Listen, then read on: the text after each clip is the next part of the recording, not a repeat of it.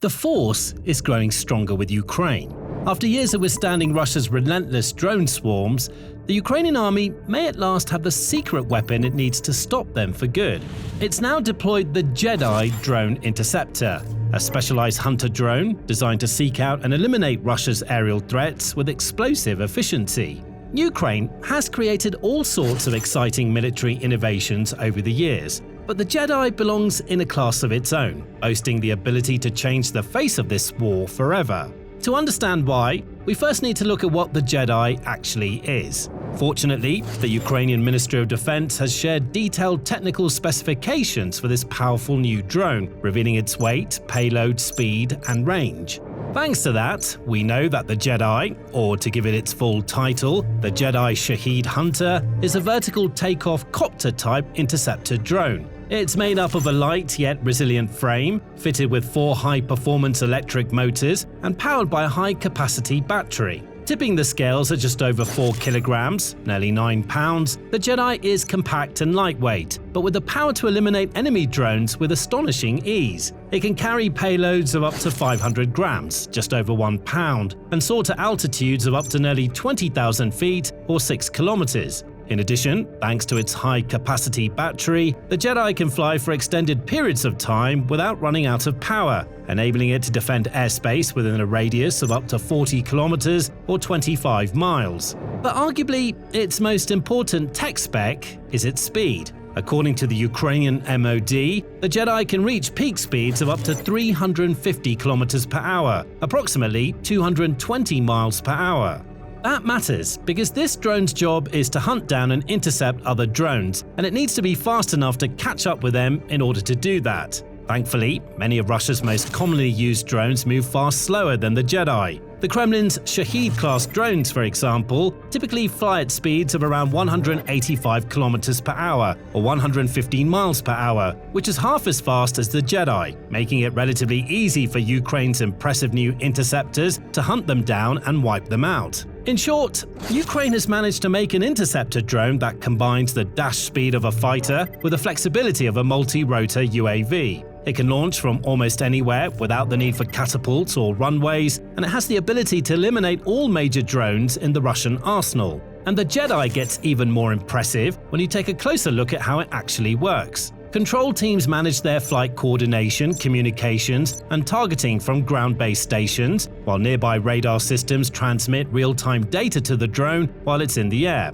This allows it to automatically lock on and hone in on its targets with speed and efficiency. And the fact that this is a radar-cued system means that it gives Ukraine drone crews another option to work with when dealing with sudden or unexpected aerial assaults. The JEDI interceptor is also equipped with both daylight and thermal imaging cameras. That's incredibly important because many of Russia's drone attacks occur overnight under the cover of darkness.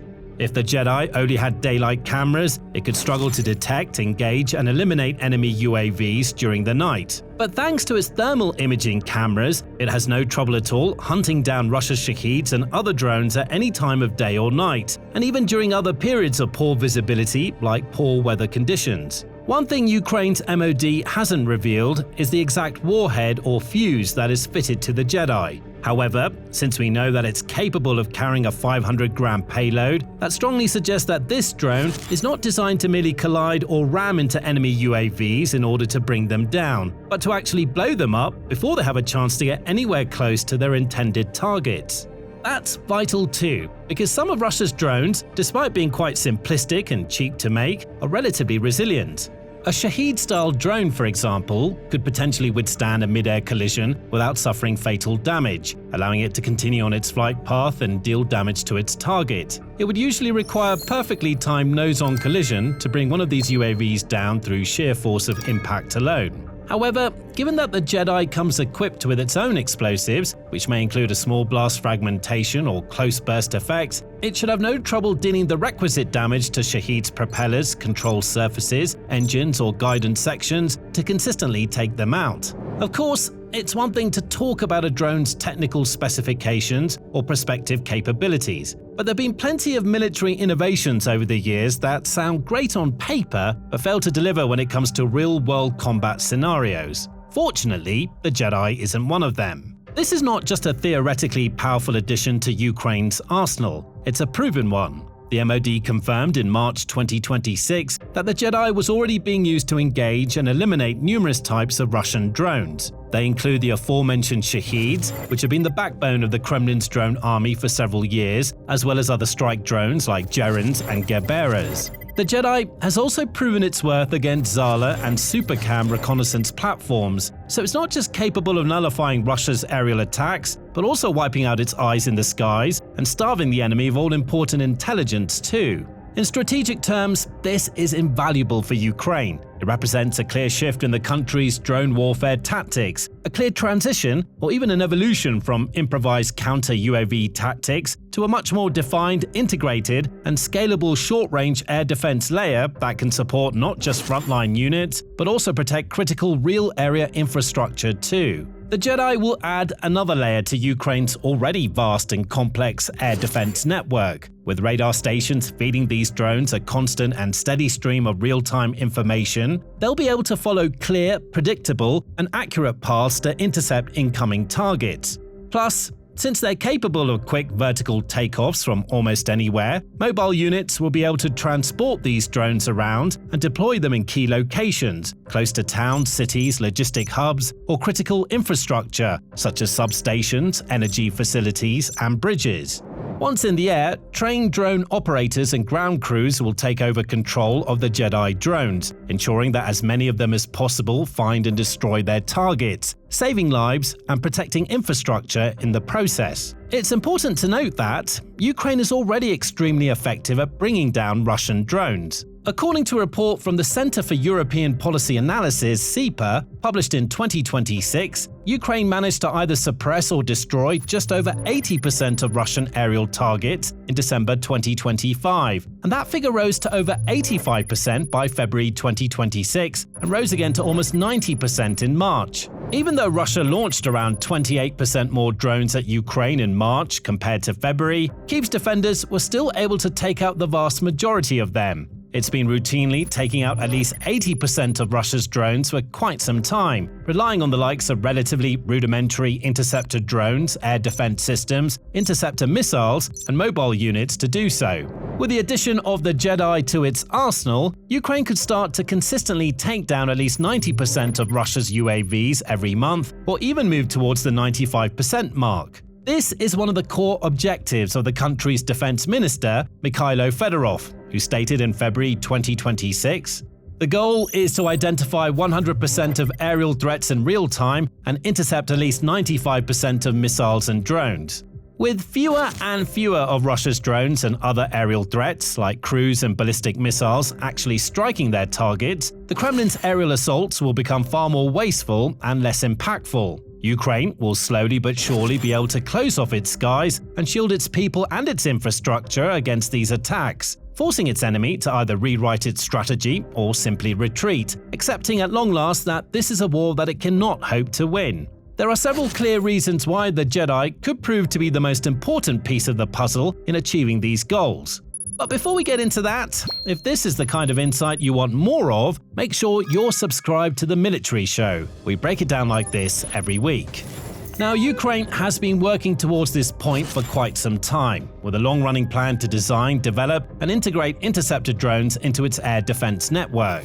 Why? Because it understands how valuable these assets are. In a war that's become so heavily dominated by drones and aerial attacks, rather than conventional frontline assaults with tanks and armored vehicles, both sides have been battling it out to gain the upper hand in the skies. Russia has relied on a brute force approach, using its economic might to ramp up production of low-cost drones and launch bigger and bigger swarms at Ukraine as the months and years have passed. Ukraine, meanwhile, has had to think outside the box to counteract that growing threat. Originally, the main way to deal with drones was to launch interceptor missiles at them, but there's a clear problem with that approach. It's not cost-effective at all. If you're launching a potentially million-dollar missile just to eliminate a drone that costs less than $50,000 to make, you're clearly on the losing side of that equation. And given that Ukraine doesn't have the same economic muscle as Russia and has to rely on the support of its allies across the West to supply it with air defense systems and missiles, its commanders quickly realize they wouldn't be able to rely on conventional air defenses in the long term. They had to find a cheaper and smarter way to deal with the Kremlin swarms. And what better way to take out a drone than with another drone? It's a much more balanced method, with both drones effectively cancelling each other out, and it's much more affordable too. While the Ukrainian MOD hasn't revealed exactly how much a JEDI costs, the average price per unit will only be a fraction of the cost of a typical interceptor missile. That low price point allows Kyiv to produce its interceptor drones in the enormous quantities necessary to nullify Russia's vast swarms. Indeed, in January 2026, the MOD confirmed that military units were already receiving over 1,500 anti-Shahed interceptor drones on a daily basis. This has significantly strengthened units' capabilities to counter aerial threats at multiple levels, from the front line to the protection of rear areas. With production rates that high, it doesn't really matter how many drones Russia fires at Ukraine, as it should have more than enough interceptors, including JEDIs but also other models, to cancel out every single one of them. This approach has the added benefit of preserving Ukraine's limited missile stocks, because as mentioned, missiles are far more costly to produce, and while Ukraine makes many missiles of its own nowadays, like the Long Neptune and Flamingo, it largely relies on Western allies to provide the interceptors used by its most powerful air defense systems. The Patriot system, for example, is the only system that has proven good enough to work against some of Russia's fastest ballistic missiles, like Iskander-Ms and Kinzhals. It only works with American PAC-2 GEM-T missiles. A single PAC-3 is worth around $3 million, and the US only makes around 500 to 600 each year. And Ukraine is just one of the many countries on the waiting list to buy them. Because of this, Kyiv has only received a little over 600 PAC-3 missiles over the course of the entire conflict so far, which is still a healthy amount for counteracting Russia's missile threat, but also means that these systems cannot simply be relied upon day in and day out to eliminate the enemy's aerial assets. Nor can Patriots and other systems like them be wasted taking out cheap drones. Instead, they have to be used conservatively and cautiously in order to extract maximum value from every single interceptor. That's where the JEDIs come in.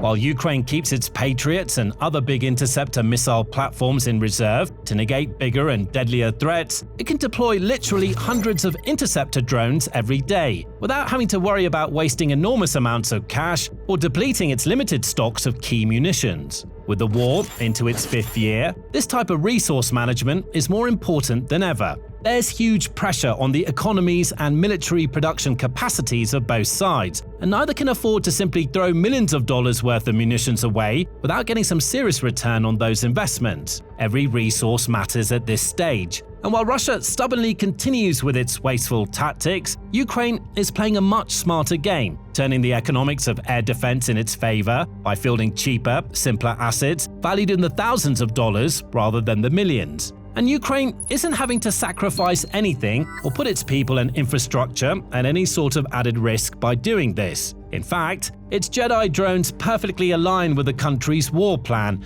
and the current tactical reality of the conflict in 2026. Right now, Russia is leaning on its swarm tactics as a critical component of its broader military plan. It regularly sends hundreds of strike drones over Ukraine's borders in the span of a single night, using low-altitude routing to evade radar detection and the cover of darkness to further complicate Ukraine's detection and interception operations. The Kremlin's commanders hope that this tactic will prove too much for Ukraine, forcing their opponents into wasting time, money and resources on their defensive efforts, while still suffering losses as at least some of the drones and follow-up missile strikes find their targets. Interceptor drones are the ultimate antidote to this approach. They push Ukraine's point of defense forward into the air itself with the ability to find, chase, overtake, and destroy the threat before it even enters its terminal phase. And the data shows that this strategy isn't just working, it's exceeding expectations. Ukrainian officials have confirmed, for example, that interceptor drones accounted for over 70% of Shahed kills around Kyiv in February 2026. In April, Defense Minister Fedorov shared an even more encouraging statistic on his official Telegram account. A record 33,000 plus enemy UAVs of various types were destroyed by interceptor drones in March, twice as many as the previous month. Now, the Institute for Science and International Security also published a report in April 2026, which highlighted the growing role and immense value of interceptor drones in Ukraine's defensive campaign. noting that even as Russia attempted to up the ante of its assaults, fewer of its Shaheeds were actually finding their targets. Despite record launch volumes, hit rates declined, indicating improved interception capabilities, including the growing role of interceptor drones, mobile fire groups, and layered defense systems.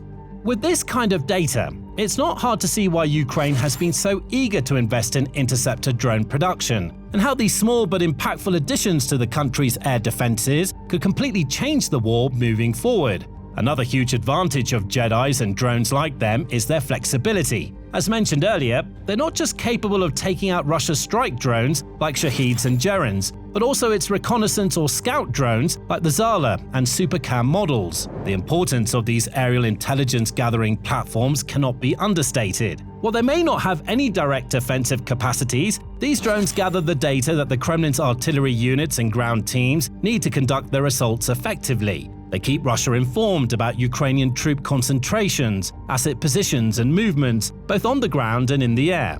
If Ukraine can take them out, they'll eliminate those lines of data, slashing the amount of information that their enemy can gather and use to inform their attacks. That, in turn, should make things much harder for Russian units, which will increasingly be forced to plan actions blind, which will lead to greater risks and a higher chance of failure, loss, and wasted resources. Ukraine, meanwhile, will find it easier to defend its most important locations, like tactical headquarters, command posts, ammunition stockpiles, and supply lines. It'll also be able to reposition assets and maneuver units without the fear that Russia is watching its every move from above and preempting its next steps. In short, the addition of JEDI interceptors is nothing short of a game-changer for Ukraine. These affordable, scalable drones are simple to use, cheap enough to produce en masse, and tough enough to take out almost any enemy UAV they encounter.